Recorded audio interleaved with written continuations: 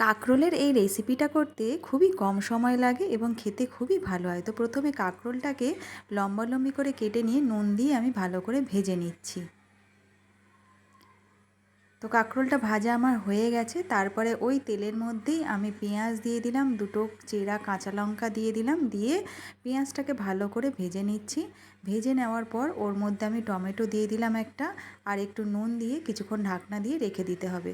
তো কিছুক্ষণ ঢাকনা দিয়ে রাখার পর টমেটো গলে গেছে, তারপর সব মশলা অ্যাড করে দিচ্ছি। হলুদ, জিরে, ধনে আর কাশ্মীরি লঙ্কা দিলাম, দিয়ে অল্প একটু জল দিয়ে মশলাটাকে ভালো করে কষিয়ে নিতে হবে। তো মশলা থেকে এবারে তেল ছেড়ে দিয়েছে। এবার ভেজে রাখা কাঁকরোলটা আমি ওই মশলার মধ্যে দিয়ে দিলাম, দিয়ে একসাথে ভালো করে কষে নিয়ে অল্প একটু জল দিয়ে দিলাম। তো জল দেওয়ার পর কিছুক্ষণ ঢাকনা দিয়ে রাখতে হবে।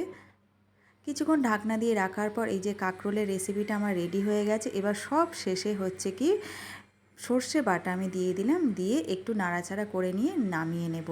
কাঁকরোলের এই রেসিপিটা সর্ষে বাটা দিয়ে কাঁকরোলের এই রেসিপিটা খেতে খুবই ভালো হয় এবং একদমই কম সময় লাগে। তোমরা একবার বাড়িতে বানিয়ে দেখো।